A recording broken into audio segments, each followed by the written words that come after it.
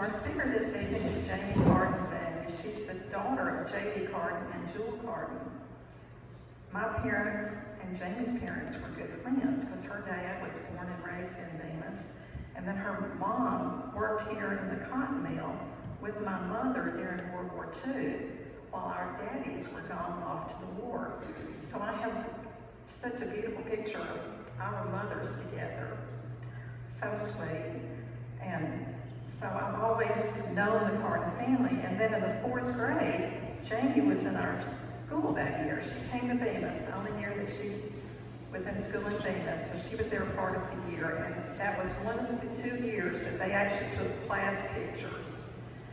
So we have Jamie in our class in the picture that year.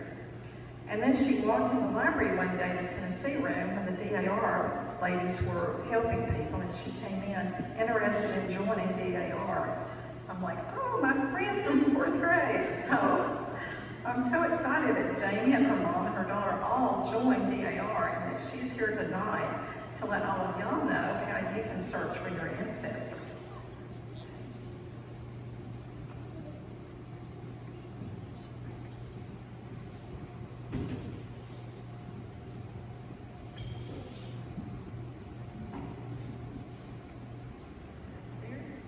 I'm so happy to be here tonight and you set a stage for me. And I was one of those people, I retired from the hospital. I worked for 40 years as a clinical laboratory scientist in the laboratory. I was over an immunology lab at Methodist Hospital in Memphis and came here in 1978 and worked at Jackson General. And when I retired in 2012, all of those investigative skills that I had from doing laboratory medicine were looking for a home. And for years, my husband, he's always been into genealogy. He's a Boone that's related, shares a grandfather with Carden Boone. So he was always upstairs on the computer, and he'd come down, he'd say, I found you another ancestor. I found we're 6 related cousins. Or then he started in the Revolutionary War. He'd come down, I found you a patriot. I found you another one. And so on. And so one night we'd seen in the paper about the meeting, and so I went to that meeting, and the rest is history. I found that genealogy research and investigating, solving puzzles fit into my personality, and I really got into it. And tonight, I hope maybe you may not want to get into it too deep, but I hope to inspire you to become interested in your family history. You can find your ancestors, tell the stories, discover some unknown facts, and quite honestly, sometimes it's just fun to snoop and be a detective and see what you can find.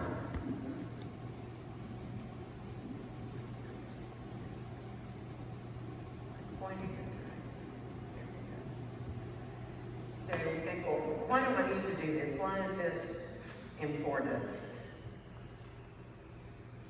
Your family needs to know their story. Someday, you may not remember the details yourself. You'll regret also not getting information from older relatives before it's too late. I mean, how many of you right now, you try to think, okay, what was the name of that person who lived on my street that I played with? And when I was young, my grandmother, many of you knew her, Miss Maisel Cross, she had a mind like a trap about names. And I would bring up somebody's name.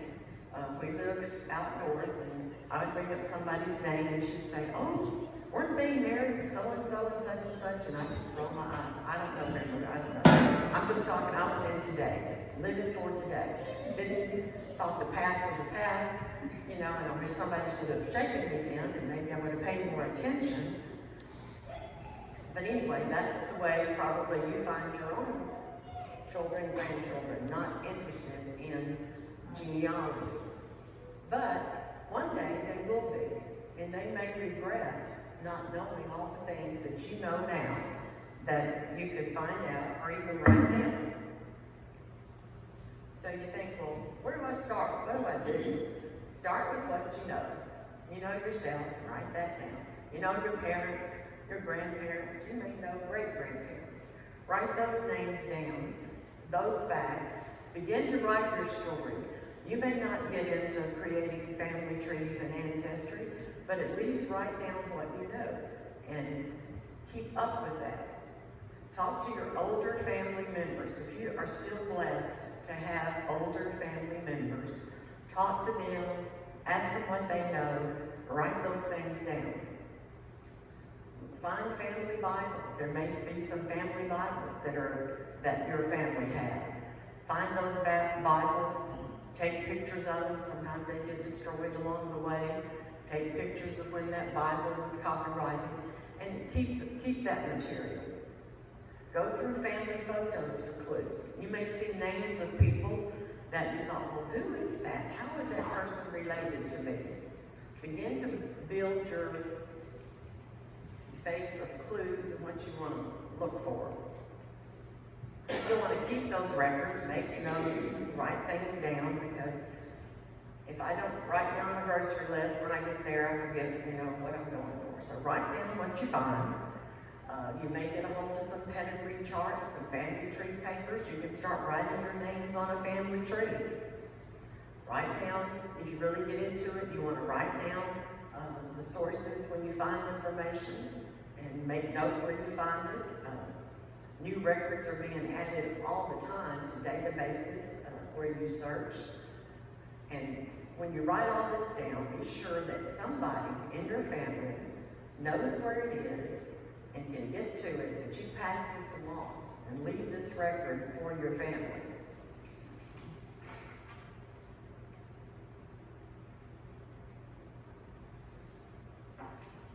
If you really get into this, the places you will find yourself going. I highlighted the first three that if you don't do anything but investigate a little bit, you'll maybe go into a lineage research site for family trees. You possibly will search some census records and search Find a Grave. A lot of that is free and available to you, and you can get a lot of information. If the bug bites you and you get into genealogy research, you'll find yourself going on the internet and some of these sites looking for Bible records, wills and land records, searching newspaper articles and archives, Googling the name. Just put in to your search engine a name and you see what comes up. Have you ever Googled your own name? You'd be surprised sometimes what's in there on your own name. Search books, and you'll find yourself sometimes in the basement of a courthouse, paging through some records that have not been indexed yet, and visiting cemeteries.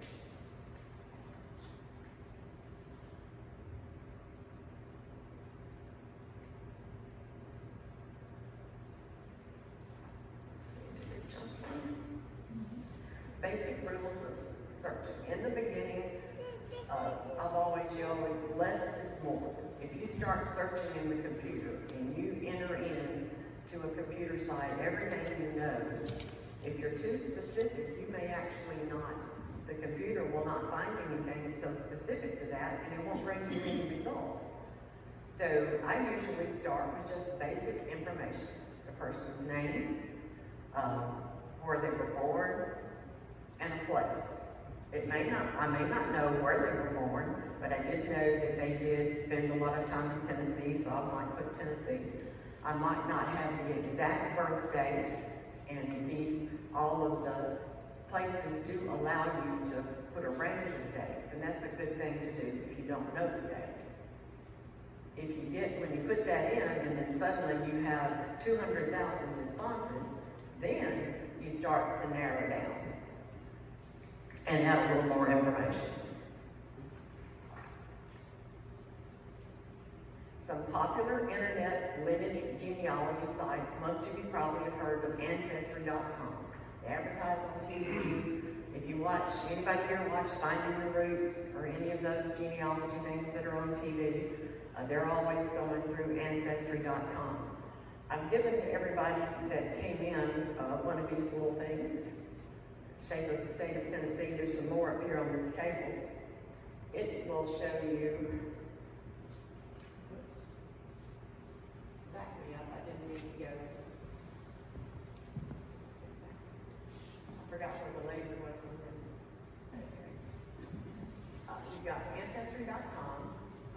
family search is free. It's tintail.info. It's free that you can get to. Tennessee has provided this, and it has a whole lot of information. On the back side of it, there's a category, genealogy. We'll kind of go through that. But you may not want to invest in joining Ancestry.com in the beginning. It may be something that you decide to later. But I used, when I first started, family search, and what I could get to free through the library, through the Tennessee libraries, for almost 2 years before I subscribed to Ancestry. And sometimes you will get to a point, it would bring up something and say, oh, if you want to know more, you'll have to subscribe. Well, at that time, I would go to the library in Jackson, to the Tennessee room, where I could get in and get full access. And then it got to where okay, I'm doing enough now, I want to do it from home, so I subscribed.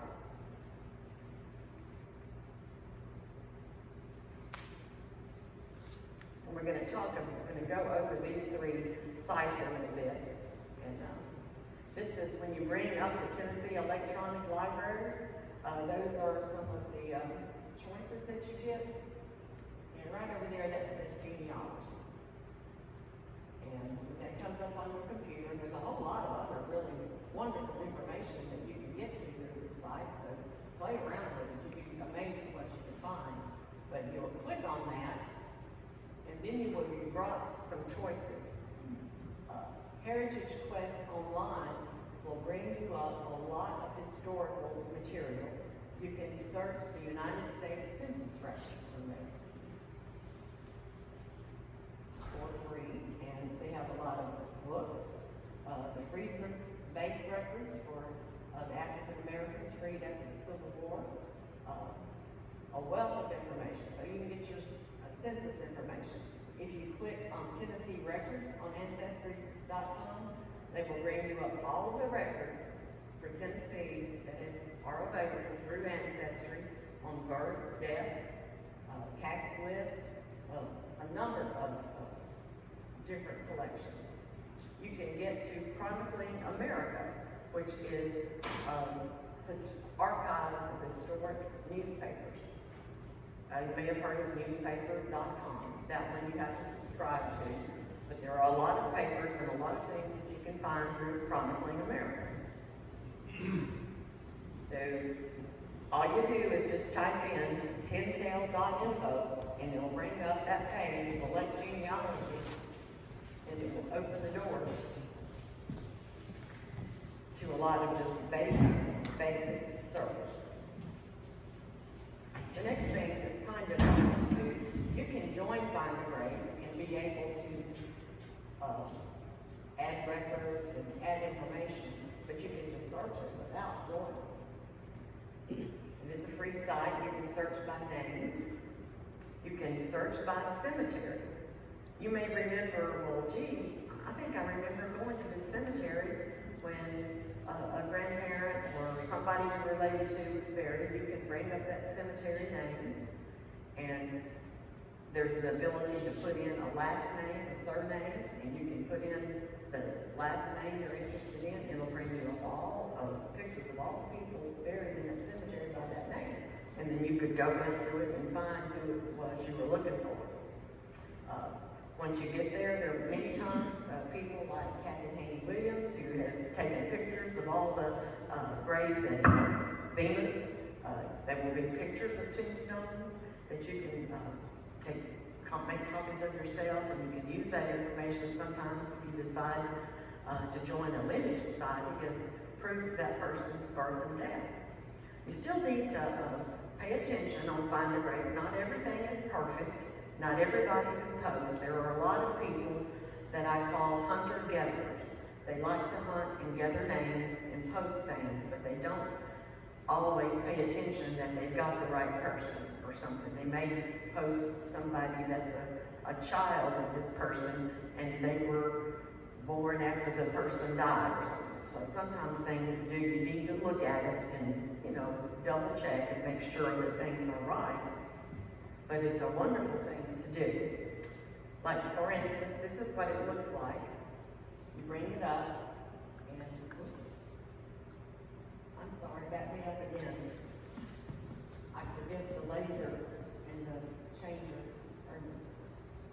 laser button. I'll get it where I want it. Sorry. I don't think it went back. Not back quite far enough.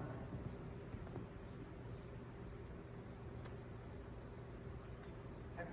Back again, one more. Okay. Laser. All right. The site looks like this, and you see it brings up where you put in a name. You could have, had I wanted to look at a cemetery, I could have clicked on cemetery and would bring up where I could put in the name of the cemetery, state it was in, and view in the cemetery. Here I put in the name of my grandfather, William Carden. I knew when he died. If I didn't know, I could have just put even Tennessee. I would have probably gotten possibly a lot of names to look through if I saw the one that matched my grandfather. But I knew he died, and I put in the date, and I put in Tennessee. And then what it brings up is his memorial page. And it's exciting when you do one of these, and it's a family member you've been looking for, and then all of a sudden there's all this information that it tells you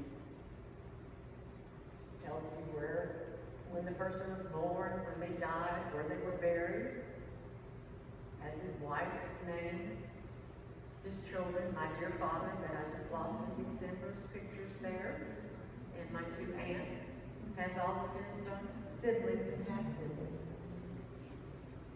It has his father's name, and I could click on that father's name and see his page, and then possibly his father's father. And you can start going back and you get real excited. You start finding a lot of your family that way. It's great. It's just neat to see. That's my mother-in-law right there at the bottom. Which one? Ruth Carden Barnett. Okay. She lived in Carroll County. Yeah. So they were half siblings. Romy was his mother. So it's just, and this picture right here, I didn't post that picture. I think these are some of the pictures from what Kathy and whoever was working on some of the tombstone pictures. This picture right here was posted several years ago. Tennessee wanted to get records from people, their family that was in World War I. And I went down there, I think Kathy did, maybe some of you did. I took some artifacts from my grandfather from World War I, pictures and different things. And they scanned it all in, and the Tennessee State Library archive site, you can go to that and see all of those records and things from people in Tennessee who served in World War I. Well, the Tennessee State Library archives posted that picture. That's one of the pictures that I sent in, and he had two of his buddies that he was serving with on either side, and they posted that picture on his find a break. It just popped up there one day, and I thought, well, that was neat of them to do that. But that is a wonderful place to start if you don't know who you're looking for or what to do. It's something that can really spark your interest. It would give you, say if I didn't know information on my great-grandfather, he lived to nearly 100, and we go around, we have a lot of recordings of his stories. And when I got into this, then I found out more about his father and everything, and it's fascinating what you can find out when you get started. Ancestry.com, a subscription is required, but you can get through a lot through the tin-tail that I just showed you here. And then you can go to the library if you are looking at home for what you can access through the tin-tail info, and it stops you because it won't show you anymore. Go down to the library, upstairs in the Tennessee room, and you can continue your research. I caution you that genealogy research is addictive. You may want to subscribe at some point. It is nice to just be in your comfy clothes on the couch doing the research and not have to, go downtown. So, word of caution there.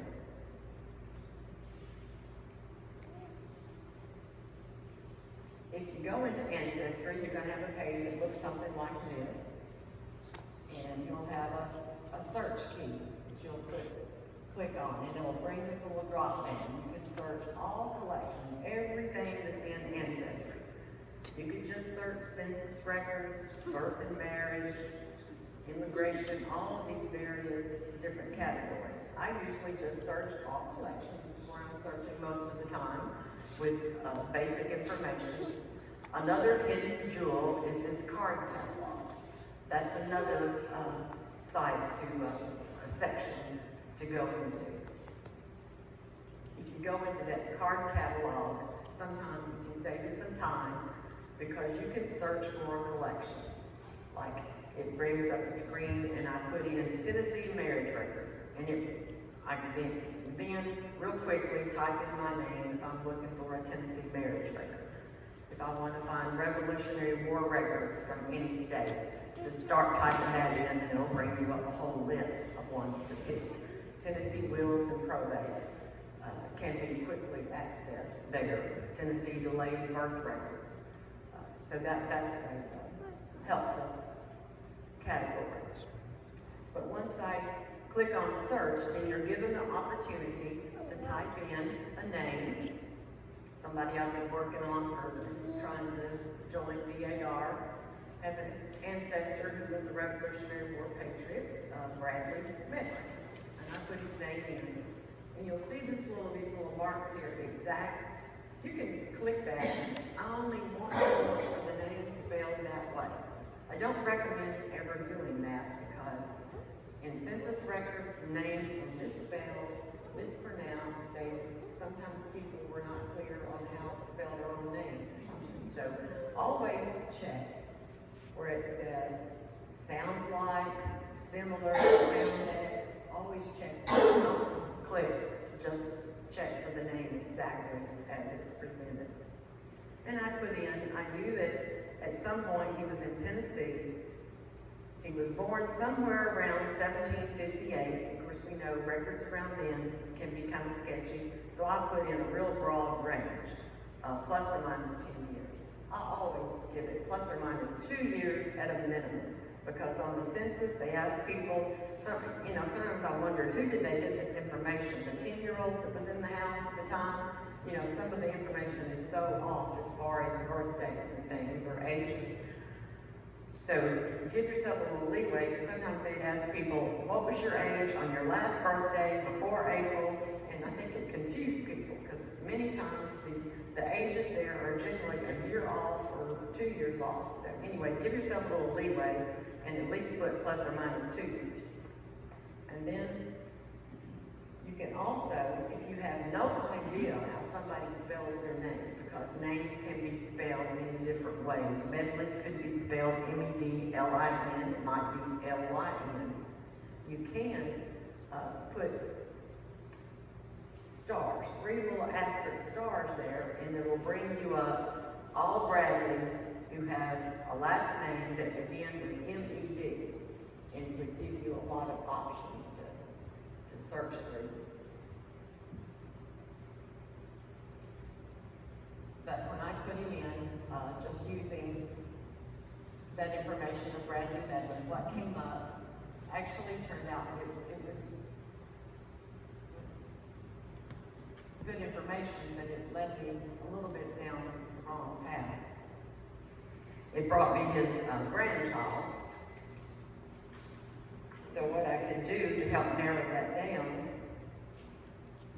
was do a full search where you can add other information, where you think he was born, maybe give the first name of the father or his wife's name, child's name. You can add any of this other information to help it narrow down to who you're actually looking for.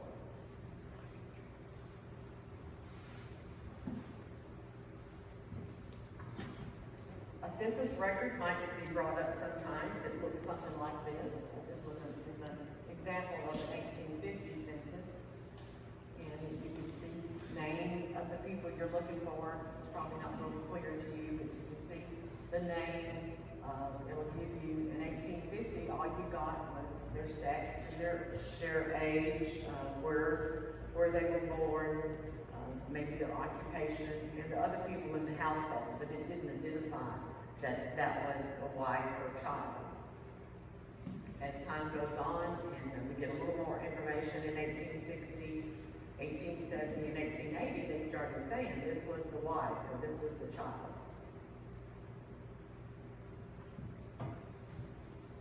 Family Search is the other free site you can use, familysearch.org, and it is probably, their home base is in Salt Lake City, Utah, and it's probably the largest repository of all digitized records available. To some, it is not quite as user-friendly. When you get into it, it is the best site for county records, a great source for books, and great for international record locations. You can even send emails to them for them to look up records for you.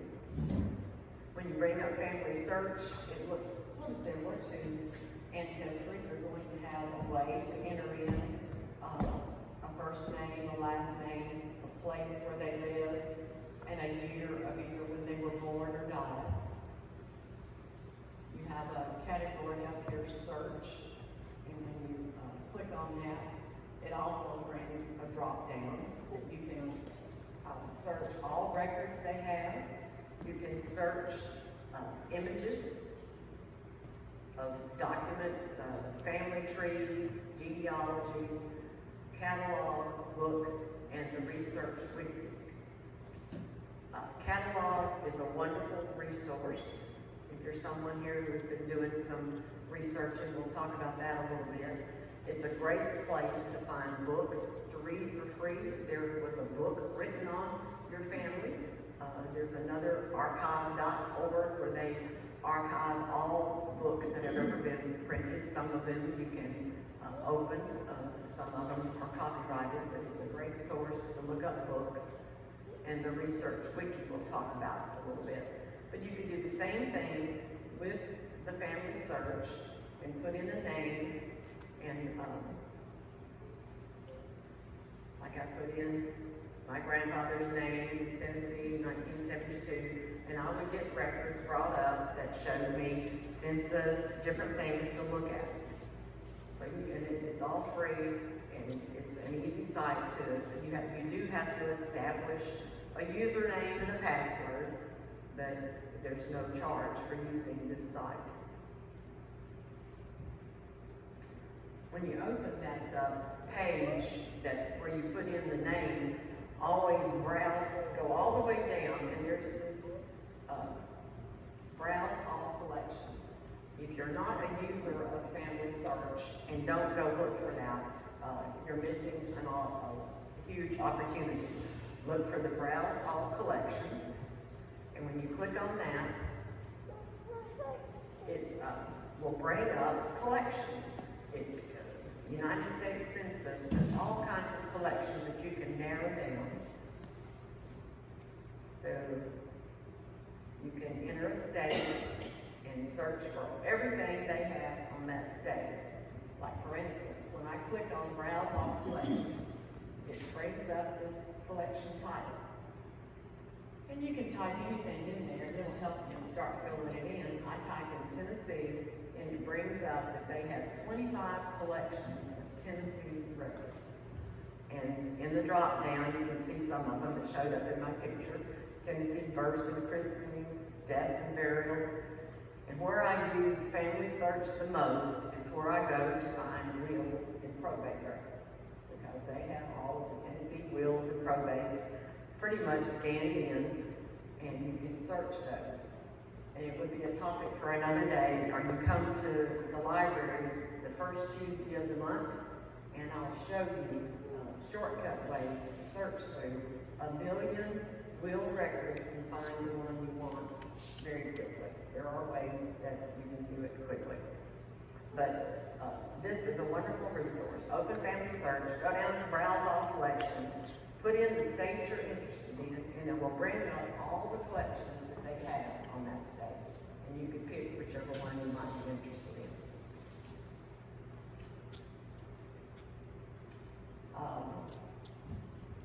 Under catalog, there's the catalog category. This is my next favorite place to pick. and under catalog, you get the opportunity of putting in a place. And I've been helping some people, right now, several people in their records are in Gibson County, so I use them as an example. And I can put in United States, Tennessee, Gibson, and it recognizes that as a place. So it brings it up down here in that dark blue.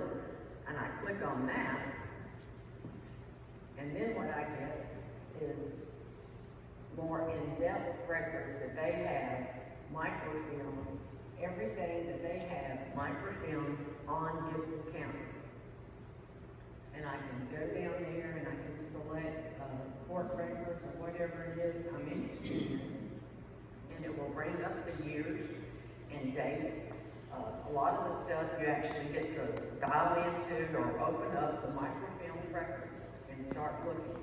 Some of them will have a key there that says this is locked up. You can only see this at a family history library. We do have one of those over on Orwell at the LDS church there that we can contact, and they're open certain times. Or you can email them the locked record.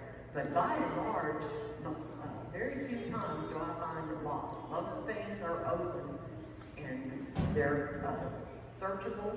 And there again, I can give you tips. It's sort of hard to sign in live here and show you some tips on how to search that. But you can bring up those categories and see guardianship records. You can find out someone who is named guardians for children left when somebody dies, and that may be a connection that you're trying to figure out.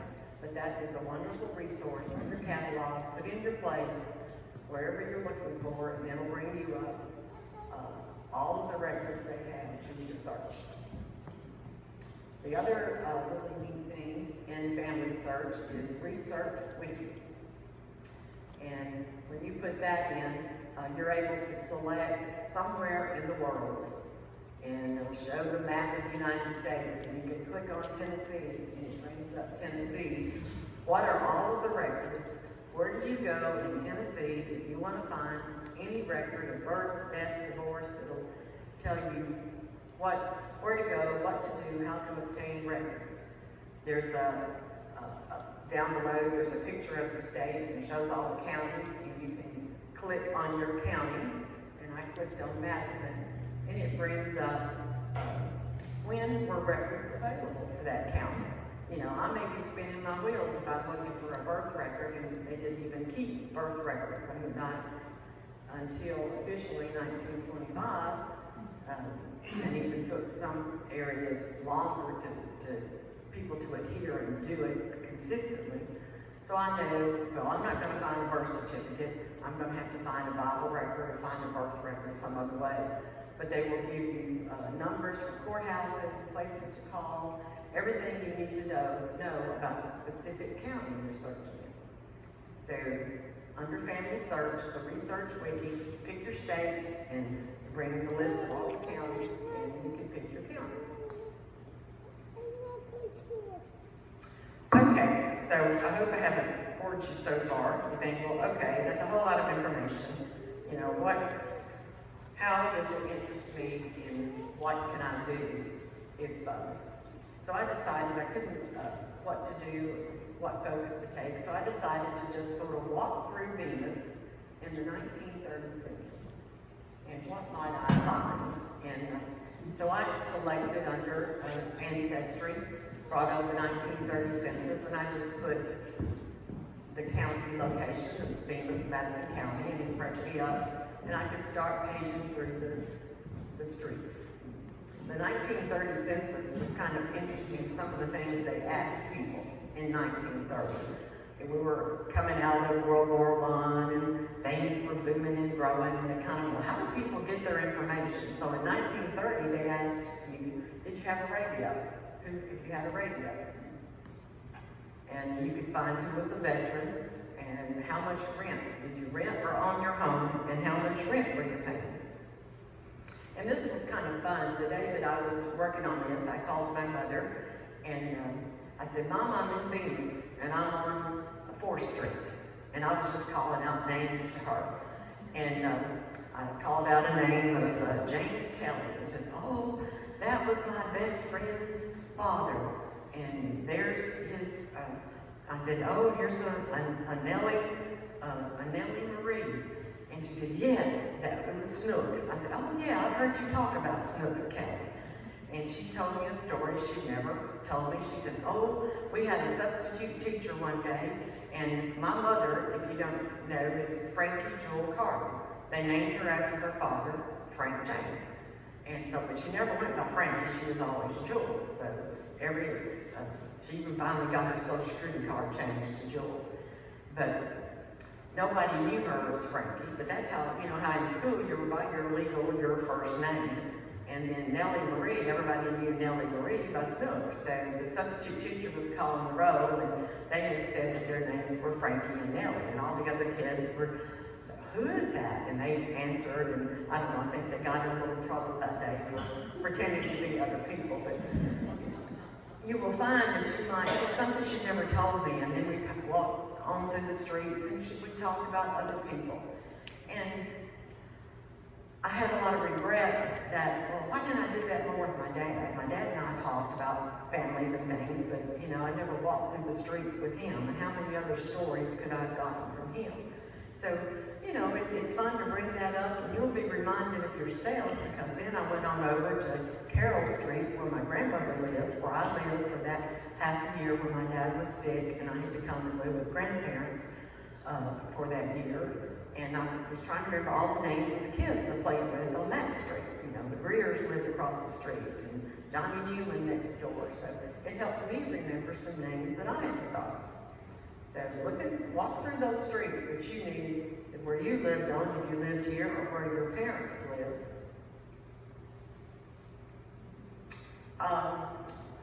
Going through that whole 1930 census, there were only, on most streets, there was either only 2 or maybe 4 homes that had a radio. My parents, my dad lived with his family then in 1930, I believe they were on 4th Street, and 2 people on their street, one of their neighbors did have a radio. Looking there, most everybody who lived there, their parents were born in Tennessee. There were a few that were from other states, but just about everybody. It's like Kathy alluded to earlier, when Bemis was started, they came from many other counties and moved into Bemis for the hope of a good job and everything. Almost every household, and I guess technically requirement, someone worked in the mill, or they served the community in some way, some service position. They were a teacher, a postmaster, barber, etc. Or they had a child that worked at the mill. Just about everybody had someone who worked in the mill.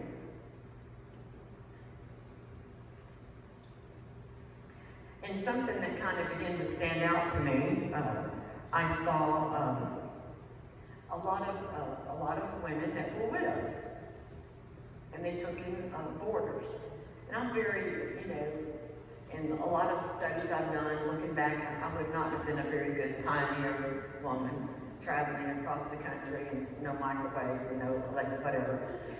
But I'm so, you know, if it hadn't been for the women, you know, what would, you know, the women on the prairie, they took care of everything while the man was off hunting and whatever. The women had to be strong. And same thing, even in 1930, you had a lot of women who were left widows for various reasons. And in order to, they took in boarders. And so I thought it would be a good example for you to show you how I could pick a name that I knew nothing about her. And what could I find out by just searching on the internet, and might there be a connection to my family or something? So I picked this Maddie Henson, who was at 211 C Street. And she lived at that time near my father, who was cut off a little bit. I think he was 105 C Street. So I decided to follow her and tell her story. And I searched census records, obituaries, death certificates to see what I could find out on Maddie Henson. This is the census record where I found her. And right there she is, Maddie Henson. She has a son, Willie, daughter-in-law, who I'm assuming was the wife of Willie, another son, Carlos, Jesse, and a daughter, Mary. And then started her borders. Carlos doesn't show on the slide his occupation. He was a baseball player for an independent team at that time. So I investigated what team that was. And there were the Colicks. I saw other names that I recognized on that street. It was indicated, they indicated that she owned the home and the value was $2,500.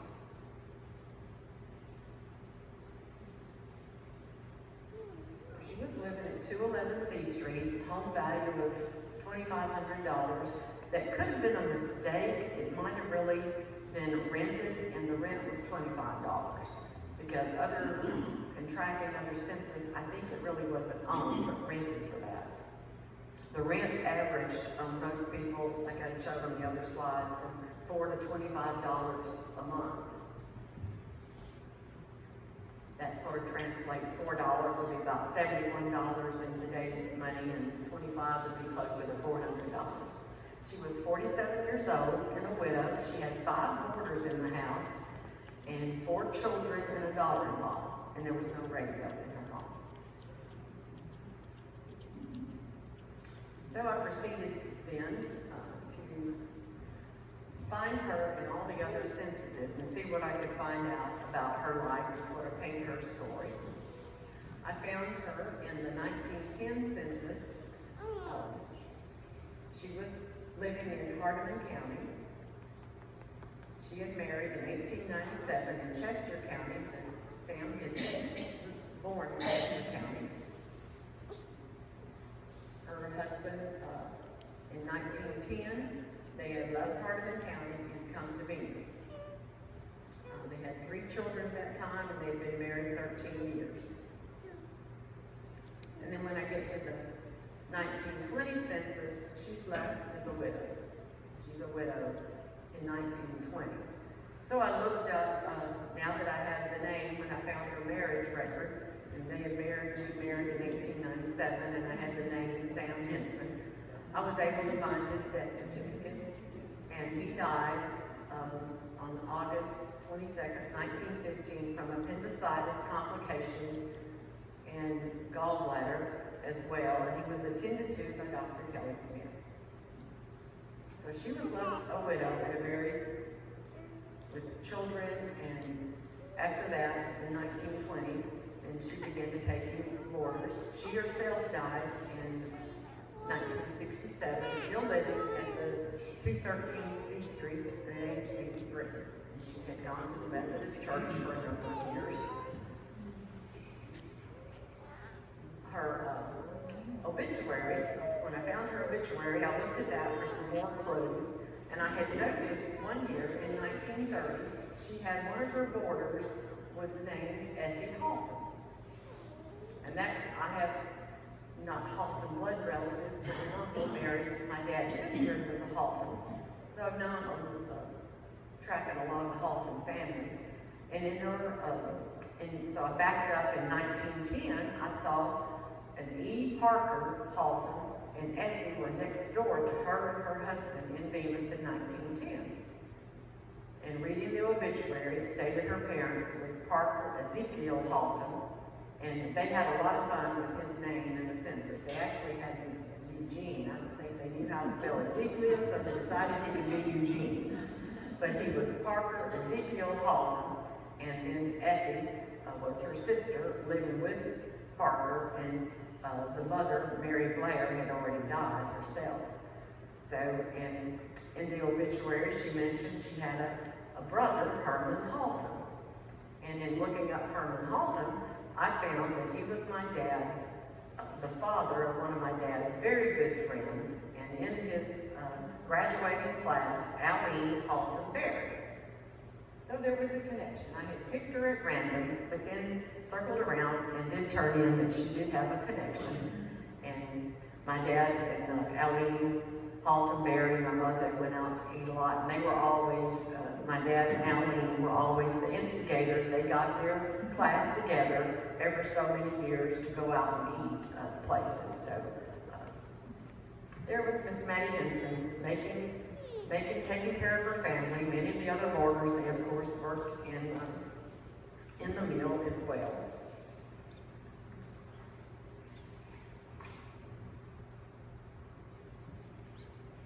And another thing that popped up to me as I was just paging through and looking at people's occupations, I saw the name of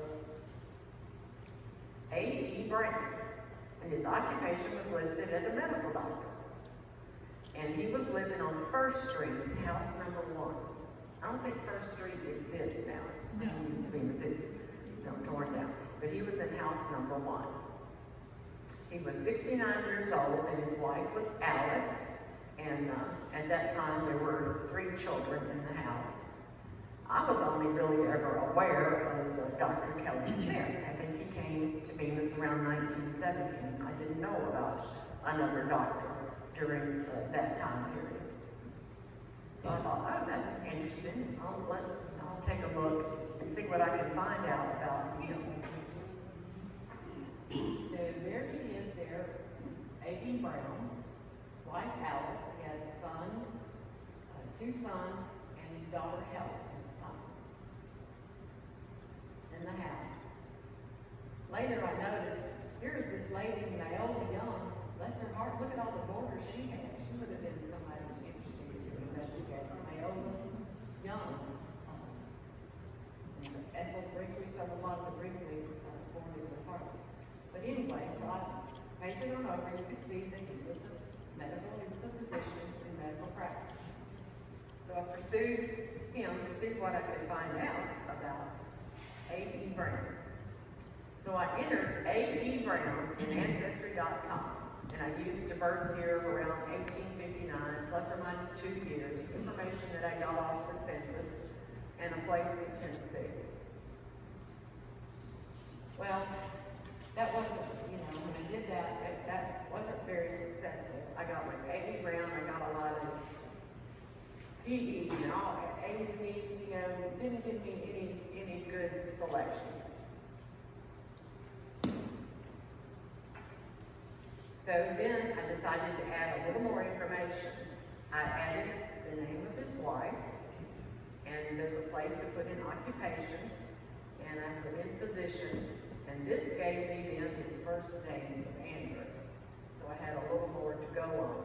And also, what Ancestry gives you, or wherever you're working, they will give you record hints. Ooh, it will say, he's also in the 1940 census, and here's where he went to school, and different things that will give you hints of other things to look at. So, after looking at all of there he is when I finally knew his first name, it came up with other census records, and when I clicked on those, it opened the door to other family trees and a lot of other information on Dr. Andrew Ewing Brown. I next then decided to use the other thing we talked about, find a grave. That's a wonderful thing to give you a lot of information. And I entered his name into newspapers.com, and I looked at all the census records with his name. From all of that, I was able to learn, of course, the name of his parents, everywhere he lived, where he went to school, who he married, medical recognition he received, names of his children, death certificate, cause of death, found his obituary, and in 1940, he was listed as the medical doctor for the mill. I imagine at that time he was close to retirement. It was most likely he was who they contacted after somebody maybe returned to work or was just a doctor of record. He wasn't as actively practicing then, but he was on record as the medical doctor for the mill.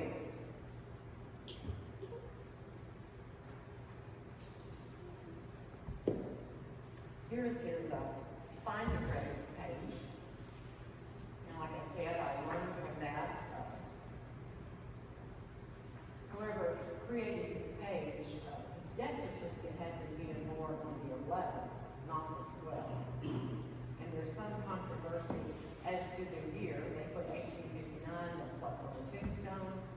the death certificate actually has his son filled out as him being born in 1864.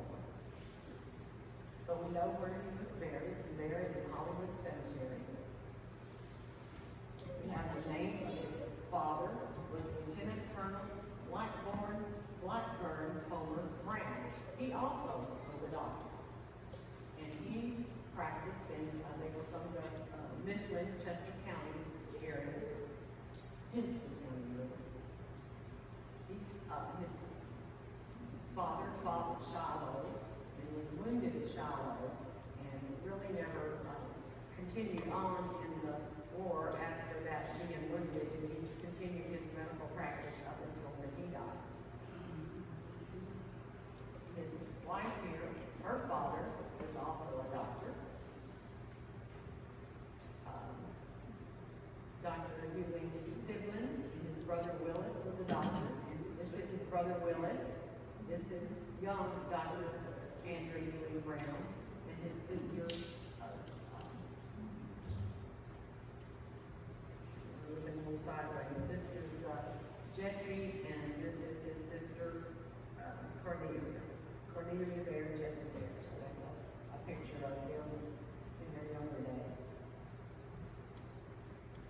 So this gave me a lot of information of where he was born, Mifflin, Chester County, where he died, all of his children's name.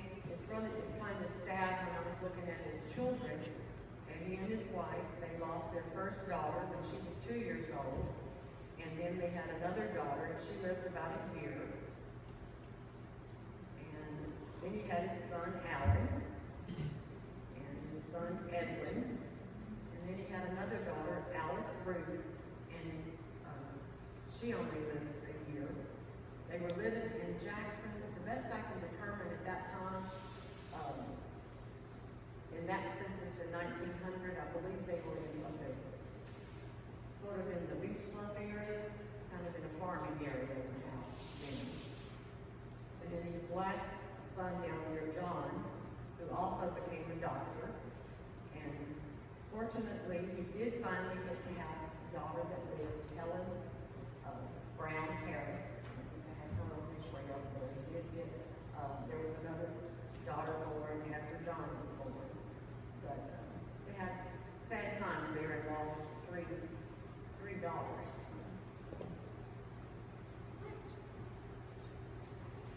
When I went into newspapers.com, of course I found his obituary, copies of the obituary laying up here you can look at, and some information on his father.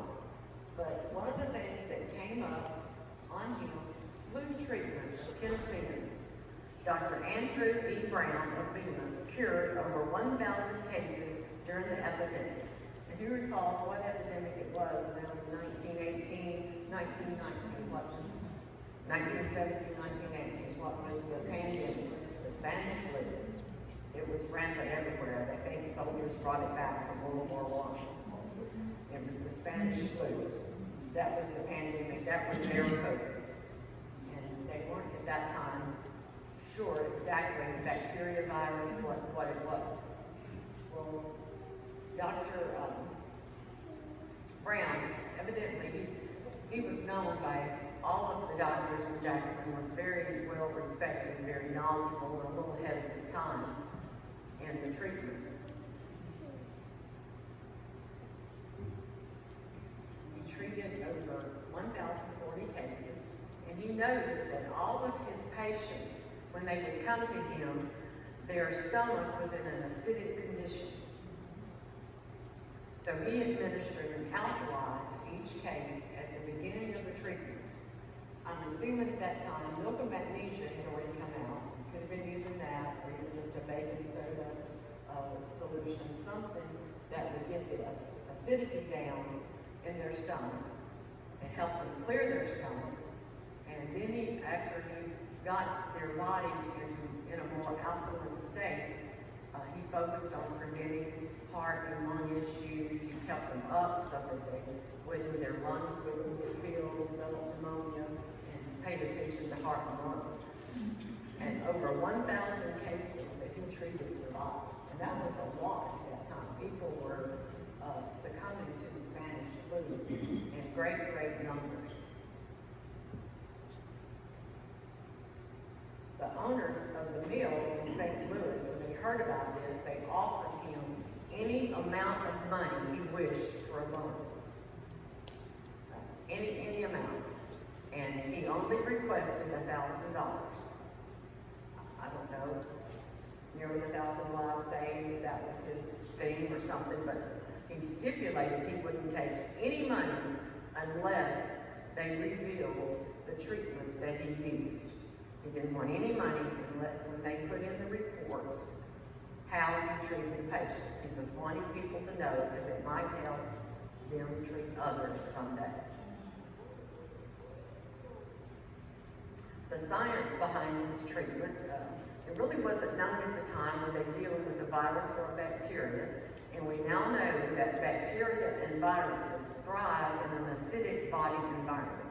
So sometimes the way we eat, maybe a little too much protein, different things, our bodies stay in an acidic state, and we're more susceptible sometimes to bacteria and viruses. So eat your fruits and your vegetables and those kind of things that will keep your body in a more alkaline state, and your body won't go looking for minerals from your bones.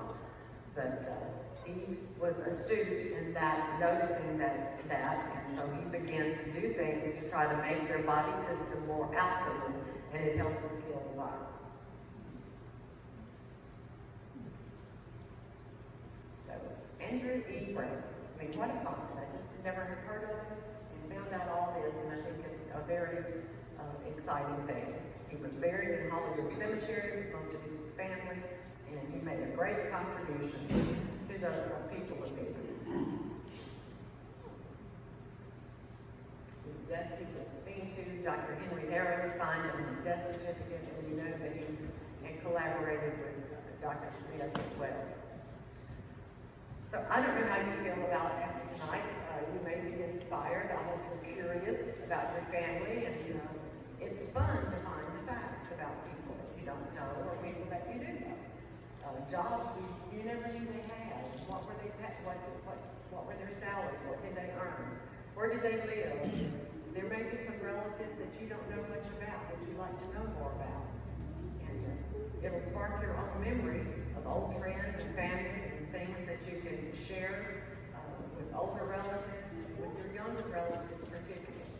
So the main thing, get started, start looking, enter the name in one of the lineage sites, filter through the list, pick one that belongs to you, check the records that it brings up. You can find vital records to verify.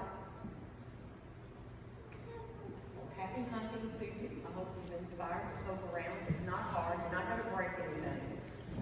You may find some black sheep in your family. That's fun too. Stop by the Jackson-Madison County Library the first Tuesday of the month. Every month I'm there with a group of my lineage research team from 4 to 6 in the boardroom, and we can help you actually sit down at your computer and let you do some of this if you're interested. So, thank y'all. Very glad.